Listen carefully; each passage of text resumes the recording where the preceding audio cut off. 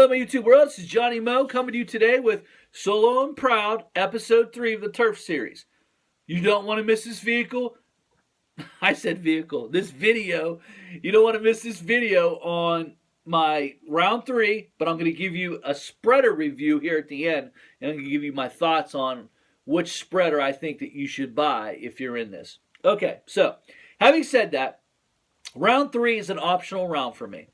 I leave it. I schedule everyone for a round 3, but the last 2 years I didn't put a round 3 on. And here's why. Round 3 comes between July 4th and August 1st. Also around that time is the hottest hot spell here in the Northeast. Once you get above 83 degrees and you sustain that for about 10 days, these lawns start to really slow down. You get into the 90s, they'll start going dormant. And if you don't have any water present, they'll really start going dormant. And that's something that you have to be very aware of, because putting a fertilizer on in those temperature ranges could cause more damage than what it's worth. And here's what I've seen happen, and a lot of guys make this mistake. What will happen is we don't have any rain, but sometimes we'll get a like a thundercloud or a thunder popper come through, just a quick 20-minute bam shower. It does cool the lawn down, but then we'll go 3 weeks into the high 90s with no rain. Here's what happens. You put a round 3 on, and it's been hot. The lawns are teetering. But if you look out into the long-range forecast, you see temperatures are still going to be in the 80s, and we get a little bit of precipitation. At night, it starts to cool off. I'll put a round 3 on. What I don't like to see is when the lawns are teetering in June, and there's no rain in the forecast, and there's nothing but 90s. Round 3 is not going to be put on, because here's what will happen. You'll put a round 3 on, even though it's slow release. A thunder popper will come through and just gully wash it.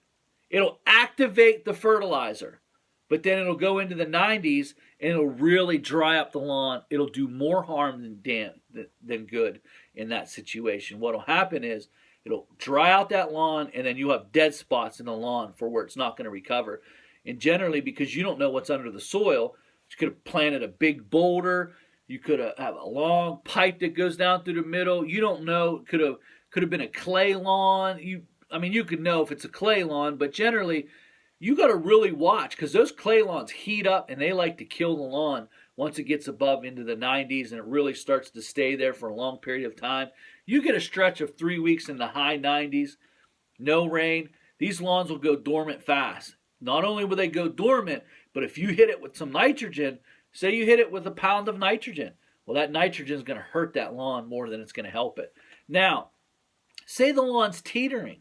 Say the lawn's just teetering on, it's going in and out, it's drying out, it's slowing down, but we're getting a little bit of water. Well, that fertilizer could help that. It could help that to give that green color, help the photosynthesis out a little bit more. But generally, round 3, if it gets dry, I just cut the lawn. It's done. I'm not putting a round 3 on it. As far as weed control, hardly any weed control. I'll spot spray any weeds that I see in there. Just a basic 3-way on the lighter side. Now, on the lighter side, like 1.2 to 1.5 per gallon mix is generally what the 3-ways go. I'll drop it down to 1 ounce per gallon is how I do it. Like, I'll drop it all the way to 1. I don't want to take any chances of burning out a lawn, especially here in the Northeast. These grasses are sensitive. It gets 83 and above for any amount of time, they're going to start going dry. That's my round 3. That's my time frame, July 4th to August 1st. I like to get them all done. Not everyone gets a round 3. I do sell round 3 to all my customers, but some customers, I only want 3 rounds, Johnny. Okay, well, if they do that, then I don't have to worry about it. If it's up to me, I'd rather it be up to me, because round 3 could be very beneficial. It could be a very good round. It could be your best round of the year, but it also could be your worst nightmare, because you're patching lawns. You could spend $3,000-$4,000 patching all these lawns because you stuck fertilizer on at the wrong period, and then the lawn doesn't come back fully in the fall, and then the spring you're looking at it, you got to patch all this work up because of you. Some guys are just honest and they'll just put it on. Don't worry, it's sulfur coated, it's coated, it needs water. It only takes a quick shower to activate that fertilizer. And up here in the Northeast, that's generally what happens between July and August. You'll get a quick gully wash of a thunderstorm will come down. Now, as far as spreader goes, push spreaders, I've used a lot in the last 20 years. The best spreader on the market, hands down, is a Anderson 2000. Maybe it's an AccuPro, Anderson AccuPro 2000. You can find them online. They're super expensive. They're just top of the line. I've used Spiker, Earthway, Bigfoot, Lawn Air. I've used Shindawa. I've used Lesco. I've used a lot of different spreaders. There's just nothing even close as the Anderson AccuPro 2000. There's just nothing there. It's just hands down. Like a lot of guys think, well, I got an Earthway. No, I don't think an Earthway. If you're going to spread all day, you're going to spread 5, 6, 7, 8 lawns a day. And I just don't think any other spreader comes close. Just not even, in my opinion. It's just, maybe you like your spreader. If I had to go with another spreader underneath it, it still wouldn't be the Earthway. It would be the Lesco. And it's Anderson up here, Lesco up here, and then everything under Lesco just even worse. Don't even waste your money on these spreaders. If you're a homeowner, maybe Earthway is good for you. Grab an Earthway. All that's fine. But if you're going to do this 7, 8 lawns a day, get yourself a nice Anderson AccuPro 2000. Just the best spreader. Look back in my old videos. I've shown pictures of mine, and it's awesome spreader. It's the best. And as far as ride-ons, now in the 90s when I worked for the fertilizing company, into the early 2000s, I worked for a fertilizing company, reused ride-on spreaders, reused what was called Permagreen.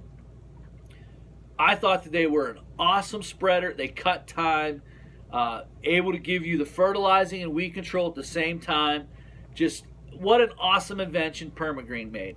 I will say that we wrenched on them quite a bit. Another thing that wrong with the Permagreen back then, I think they were called the Centuries back then, was you had to watch the belt slippage. Once the belt got worn, you had to watch, because if the calibration goes on speed, and back then they used to have a little nut that came up and you'd push the handle up to the nut. That was how they calibrated. But when the belt started slipping, you started going at a slower speed, started putting down more fertilizer than you really needed to. That was a problem. Re-wrenched on those things quite a bit. Those Centuries were pretty awesome. I loved them. I highly suggest them. Then something bad happened. Lesco bought them. And they started changing air. Started putting more plastic on them. Just very, very tough. I did not like when Lesco bought them. I'm trying not to be mean, because I know there's a lot of people that are on YouTube that have these spreaders and they think they're really, but if you haven't used the Century, the first thing they did is they took the hopper off and stuck a Lesco hopper on it. Terrible. Just terrible idea. I hated the 3-hole. I liked the Spiker, which gave you a nice big hole, nice agitation system. Never had issues. As soon as they switched over to the other hopper, they had issues. And you start putting 100 pounds of fertilizer in there and you got clogs and different things, you got to get 100 pounds out. It's terrible. It was a terrible design, and you can see they've kept switching designs over the year. Now this year, they came out with one, and now they got this spider-looking agitation system in there. It's just a weird setup, and I feel bad because guys come out with good products, and then it's like when Toro bought Exmark. Exmark was a phenomenal mower, and then Toro bought Exmark, and now Exmark is a little bit, it's just, they've messed with it. They've tried a new deck, and sometimes just leave it alone. Just leave it alone, and it'll be fine. The problem right now is that everyone's trying to come out with a ride-on spreader. They're trying to come out with their own little neat designs, trying to get their own little niche. And the problem is not the research and development of that company, is generally you. You're finding all the issues with it. And when you're spending $7,000 on a ride-on spreader, you don't want to have those issues. You want to know that the spray nozzles are in the right place for all conditions. You don't want to have to. So that's where I think the Permagreen has the up, because it was one of the first to come out. Now you've got zero turns with them. You got the JT Rich, and I know some people that love them. To me, the JT Rich would be very expensive to fix because now you're dealing with hydraulics and you've got chemicals and can it go on a hill? Permagreens can go on a hill a little bit. So to me, I think you need to wait. If you're going to buy one, I would buy one that is more tested and proven than what's coming out, because what happens is, and here's a good, like Ground Logic came out. They basically copied Permagreen's setup and claimed that they made it better. Well, then they had issues with now they changed their whole setup to a JT Rich setup. And so now they're there's Turfco, there's Toro, Exmark has one, Snow EX makes one. It's called Turf EX, and they've had issues with them. It's just, you got to understand that these got to be perfect situations when you're using them. And the reason is because your spreader is higher up where it's coming out into the lawn. And a lot of times what happens is, if you get leaving a little bit of a light wind, it'll blow that pattern right off. Just where you're using a push spreader, the beads are closer to the ground. You can control it a little better. You can get away with moderate wind. But you get some moderate wind on these, you blow the weed control, everything just, like I remember riding them, and all of a sudden, wind would come up, blow that whole pattern off. And you'll get those little discoloration parts in the lawn. You got to be really experienced with these things. You really got to take your time because there's so much coming out now. Let someone else be the research and development on these spreaders, because you could streak a lawn, or you can screw up the application, or you're not, one of the nozzles are clogged. I don't know if this ever happened to you, but you ever have a nozzle clog and all of a sudden it just spits one stream straight out, and all of a sudden that stream is going so much further, and then it hits plants in the bushes and they kill the plants. And it's just, sometimes they're poorly designed. The research and development, they just take it out back, they run it, it runs. It looks like it's spreading good. And then all of a sudden you hear about all these problems like on Lawn Site, and you get on there like, I'm having this trouble, and I'm having this trouble, and I don't like this, and I just let someone else do it. If anything, I do like the Permagreen. I heard really good things about the JT Riches, but I will say this: the Permagreens were much better back in the day before Lesco owned it. More stainless steel, less issues. It was just, we did wrench on them a lot because you had to keep the belt tight. You had to keep a lot of belts. You had to really keep on it. You had to make sure the nozzles were always clean, and you got to do that anyway. But it just, the newer stuff's got way too much plastic on it. It's just, the hopper's terrible. That's just the hopper's terrible. I like the Spiker hopper when it comes to those big spreaders. Put 100 pounds in there, 150 pounds, and just go to town. You get these little holes for Lesco, and what happens is one of them will get clogged up, especially when there's humidity, and it just doesn't spread right, and you don't catch it. And then 3 weeks later, you're looking like, I got a streak here. It's been an issue. And then the agitation process of the Lesco is terrible. The best agitation is that little thing that was stuck out like this, and it just went around in a circle, and it really agitated everything in the hole, and so it could drop properly. But Lesco, now they got this spider thing that goes, it's just weird. But you know what? I don't use the ride-on spreaders. I ride them, but I haven't used any of the real new ones like the JT Riches. They look pretty neat. I just think they're big and bulky. And, when you're dealing with hydraulics, it's the last thing you want to replace is an $800 hydraulic pump on a ride-on spreader, which makes it even more hard to deal with. That's my opinion. That's my opinion on ride-ons. If you're a big company, ride-ons are awesome. I highly suggest them. I just think that you need to really research them on the internet, make them come out. You want to know everything you want to know before you make that $8,000 to $10,000 purchase of a ride-on spreader. Make sure you know everything there is to know.